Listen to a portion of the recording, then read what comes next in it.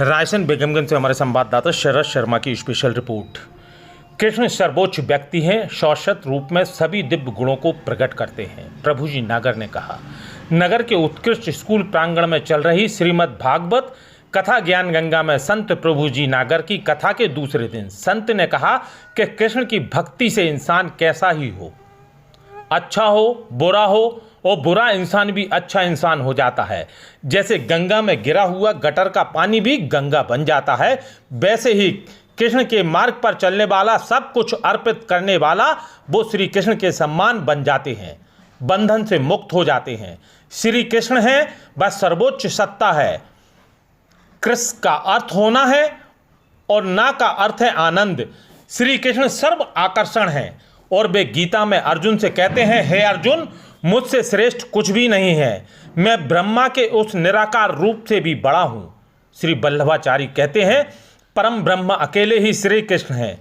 श्री कृष्ण सर्वोच्च व्यक्ति हैं, शाश्वत रूप में सभी दिव्य गुणों को प्रकट करते हैं, और कृष्ण भी है रस शुद्ध अमृत के समान, और अपने भक्तों को प्रेम पूर्ण भक्ति का जवाब दे सकते हैं। श्री कृष्ण एक नर्तक, एक वादक, एक अभिनेता, एक पति, एक गाय चराने वाला और मित्र और प्रेमी होने के साथ साथ एक बांसुरी वादक भी हैं।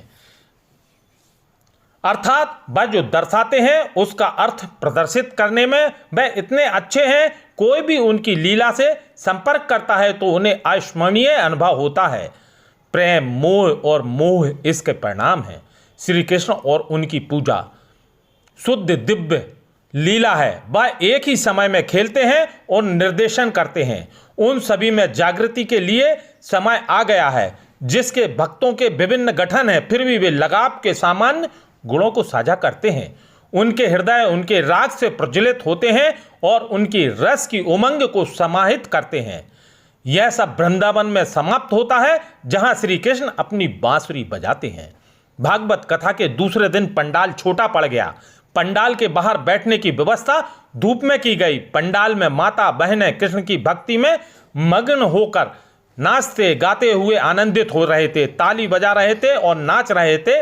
इतना सुंदर वर्णन श्री प्रभु जी नागर ने किया।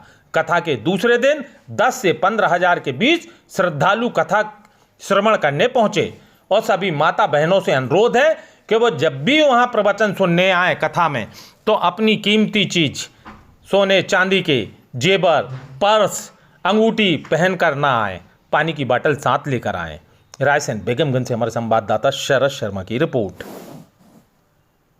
बहनों से निवेदन है कि नागर जी की भागवत कथा चल रही है 12 से 3 बजे तक। इसमें सोने चांदी के आभूषण पहन के नहीं आए। और माता बहनों से है कि कथा के बाद जाप चलता है ओम नमो भगवते वासुदेवाय का, आप सभी से निवेदन है कि पधारें उसमें।